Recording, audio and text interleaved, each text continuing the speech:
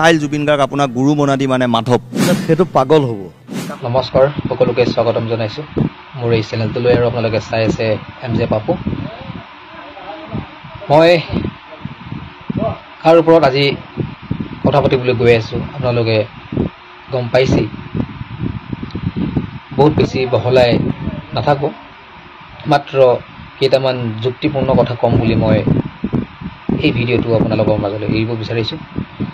যদি আপোনালোকৰ অকণমান সময় হয়, স্কিপ নকৰাকৈ ভিডিঅ'টো শেষলৈ চাই যাব বুলি মোৰ আশা থাকিল। আৰু কেইটামান মই কথা ক'ম, যুক্তিপূৰ্ণ হয়নে নহয় সেইটো আপোনালোকে বিচাৰ কৰি কমেণ্ট বক্সত কমেণ্ট কৰি জনাব বুলি মোৰ আশা থাকিল। প্ৰথমে আমি জানিব বিচাৰোঁ জুবিন দাই সেই নিউজ চেনেলত কি ক'লে মাধৱক। তো প্ৰথমে সেইটো শুনক। লখিমপুৰ গহপুৰৰ ফালে এটা সৰু ল'ৰা, হুবহু জুবিন গাৰ্গ, কথা ষ্টাইল জুবিন গাৰ্গ আপোনাক গুৰু বনাদি মানে মাধৱ, সেইটো পাগল হ'ব। কাকো খাতি নকৰোঁ, মই চিধা মানুহ। জইন কৰিলোঁ মই জইন কৰিম। চ' মোৰ কোনো জাতি নাই, মোৰ কোনো ভগৱান নাই, মই মুক্ত, মই কাঞ্চন জংঘা। প্ৰথম কথা, বিকজ তাৰ চাইক'লজিত মোক সোমাই লৈছেতো, কাৰণ সি গান নাগায়। গান নাগালেতো জুবিন গাৰ্গ হ'ব নোৱাৰে। তো আপোনালোকে নিশ্চয় শুনিলেই জুবিন দাই কি ক'লে। মই সেইখিনি কথা ৰিপিট নকৰোঁ, শুনিছে আপোনালোকে, দেখিছেই কিয় ক'লে। তো তাৰপিছত আপোনাৰ সেই মাধৱৰ অৱস্থা কি হৈছে, পৰিস্থিতি কি হৈছিলে সেইটো আপোনালোকক অলপ দেখাওঁ, চাওক। তাৰপিছত মই মোৰ সেই যুক্তিপূৰ্ণ কথাখিনি আপোনালোকৰ মাজলৈ এৰি দিম বুলি ভাবিছোঁ। তো চাওকচোন প্ৰথমে মাধৱৰ অৱস্থা কি হৈছে জুবিন দাৰ সেই কথাখিনি শুনাৰ পিছত।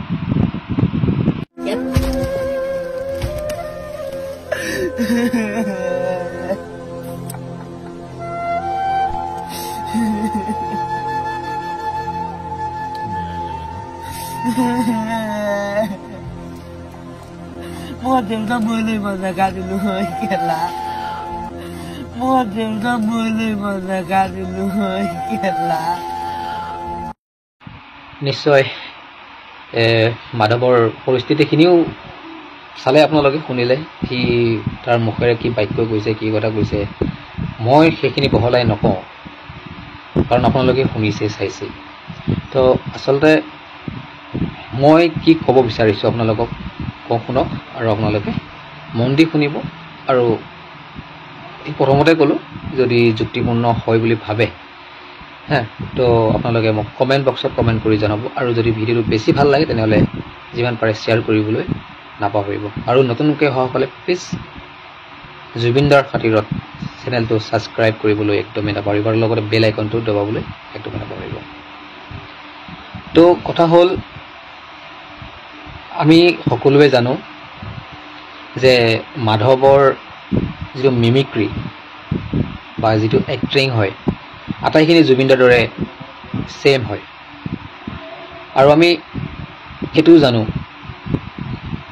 তেওঁ এজন, কি ক'ম আৰু, দৰিদ্ৰ বুলিয়ে ক'ব লাগিব, কাৰণ যিহেতু চলিছেই, এখন টুমটুম চলাই, নহয় জানো, নিজৰ খৰচ পাতি এইবিলাক ওলাই আছে, তো দৰিদ্ৰ বুলিয়ে ক'ব লাগিব। আমিও ছেইম কণ্ডিশ্যন বাৰু, আমিও সিমান হেভি লেভেলো নহয়। তো কথা হ'ল, তেওঁ আজি জুবিনদাৰ দৰে এক্টিং কৰি কিনে আজি যিটো মৰ্যাদা পাইছে, তেতিয়াহ'লে চিন্তা কৰক, জুবিনদাৰ দৰে এক্টিং কৰে কিন্তু তেওঁ কিমান ভাল পাইছে, তেওঁক ভাইৰেল হৈ পৰিছে। তো জুবিন দা তেতিয়াহ'লে কেনেকুৱা হ'ব, হয়নে? গতিকে কথা হ'ল, এতিয়া জুবিন দাই যিখিনি কথা ক'লে, সেই কথাখিনি মাধৱে নিগেটিভ ভাবিব নালাগিছিল বা নালাগে। যদিও ভাবিছে, মোৰ মতে নালাগে ভাবিব। তেওঁ এইটো ভাবিব লাগিব যে জুবিন দাই কিয় কৈছিলে তেনেকৈ।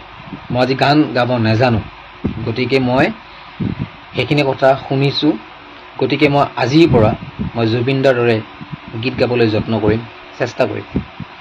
আৰু এদিন মই 100% ছাকচেছ হৈ জুবিন দাৰ ওচৰত আঁকোৱালি ল'ব বুলি বা হ'ম বুলি মোৰ বিশ্বাস, নিজৰ মানে এইটো বিশ্বাস লাগিব, বিশ্বাস কৰিব লাগিব, হয়নে?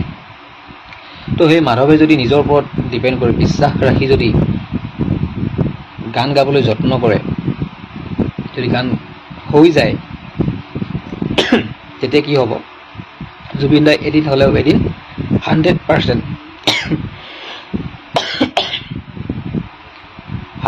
জুবিন দাই তেওঁক আঁকোৱালি ল'ব বুলি মোৰ আশা। আৰু আপোনালোকে কি কয় জনাব তলত কমেণ্ট কৰি।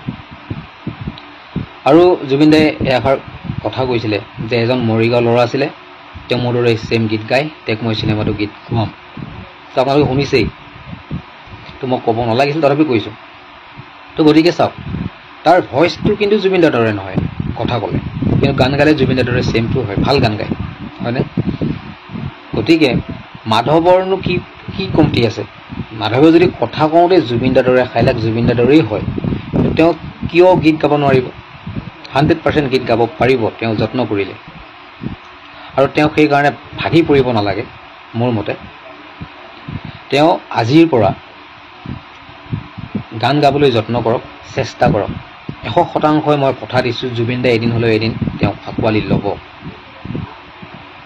গান গাওক, ক্লাছ 9ত পঢ়ি আছে, বিন্দাছ থাকিব লাগে। গান গাবলৈ গান শিকা, গান শিকি কিনে নিজৰ কৰ্ম কৰি থাকা, হয়নে? গতিকে আজিৰ পৰা যত্ন কৰা, গান গাবলৈ আৰম্ভণি কৰি দিয়া। 100% মই ক'লোঁ, 100% মই মোৰ ফালৰ পৰা মই কৈছোঁ, জুবিন দাই এদিন হ'লেও এদিন আঁকোৱালি ল'বই। ক'ব যে মই সেই কথাখিনি কোৱাৰ কাৰণে আজি সেই ল'ৰাজনে আজি মোৰ দৰে গান গাবলৈ যত্ন কৰিলে, পাৰিলে। কাৰণ কিয় নোৱাৰিব? আজি অতদিনে চেষ্টা কৰি কিনে যদি জুবিন দাৰ দৰে ভইচটো ওলাব পাৰে, মাতটো ওলাব পাৰে, কথা ক'ব পাৰে, এক্টিং কৰিব পাৰে, আৰু গান গাব কিয় নোৱাৰিব? পাৰিবনে নোৱাৰিব? তো গতিকে ইমান ভাবি গুণি থাকি লাভ নাই, মন ভাগিব নালাগে। এইবিলাক কথা কৈ একো লাভ নাই যে মই ষ্টেজ প্ৰগ্ৰাম নকৰিব। কিয় নকৰিবা? কৰা। তোমাক আজি তাৰিখলৈ কিমান মানুহে ভাল পায়, তুমিতো নিশ্চয় গম পাইছা, মাধৱে নিশ্চয় গম পাই আছে, বা আপোনালোকেও গম পাইছে মাধৱক আজি তাৰিখলৈ কিমান মানুহে ভাল পায়, হয়নে? গতিকে ভাগৰি পৰিব নালাগে মোৰ মতে। আৰু যিমান পাৰে সোনকালে হ'লেতো আৰু ভাল। আৰু যদি নোৱাৰে তেনেহ'লে চেষ্টা কৰি কিনে জুবিন দাৰ দৰে মাত উলিয়াব পাৰিছা ইমান দিনৰ মূৰত, তো তেতিয়াহ'লে গান গাবলৈ কিয় নোৱাৰিব?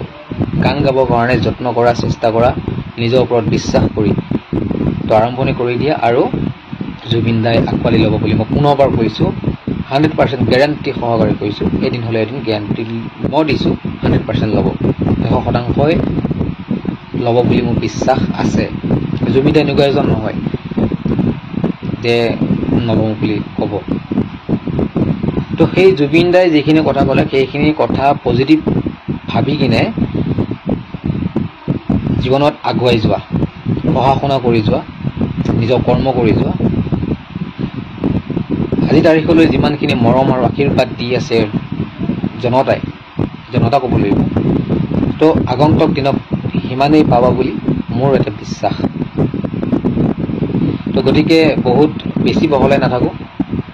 তো পুনৰবাৰ সেইটোৱেই ক'ব বিচাৰিছোঁ, আজিৰ পৰা গানৰ আৰম্ভণি কৰি দিয়া, গান শিকি লোৱা। জুবিন দাৰ দৰে মাত উলিয়াব পাৰিছা, গানো গাব পাৰিবা। তো জুবিন দাই তেনেকৈ ক'লে বুলি যে তুমি মন ভাঙি বাদ দিবা, সেইটো নহয়, সেইটো নকৰিবা, সেইটো ভুল হ'ব। গতিকে মনত বিশ্বাসটো ৰাখি কিনে গান গাবলৈ আৰম্ভণি কৰা, আৰু ছাকচেছ হৈ জুবিন দাক দেখুৱাই দিয়া। ঠিক আছে? তো আজিলৈ ভিডিঅ'টো ইমানেই। যদি ভাল লাগে তেনেহ'লে লাইক, কমেণ্ট, শ্বেয়াৰ কৰিবলৈ নাপাহৰিব। প্ৰথমতে কৈছোঁ আপোনালোকক, যদি মই যিখিনি কথা ক'লোঁ যদি ভুল হৈছে মোক শুধৰাই দিবা, আপোনালোকে সকলোৱে শুধৰাই দিব বুলি আশা থাকিল। আৰু বাকী কি ক'ম আৰু, বেয়া লাগিছে তেনেকৈ কৈছে যিহেতু ক'লেই, সেই হিচাপত সেই জুবিনদাৰ সেই কথা বাক্যশাৰীৰ ওপৰত ডিপেণ্ড কৰি কিনে মাধৱক ছাকচেছ হ'বলৈ মই অন্তৰৰ পৰা আশীৰ্বাদ জনাইছোঁ। আৰু ভিডিঅ'টো ইমানতেই সমাপ্ত কৰিছোঁ। জয় আই অসম, জয় হিন্দ।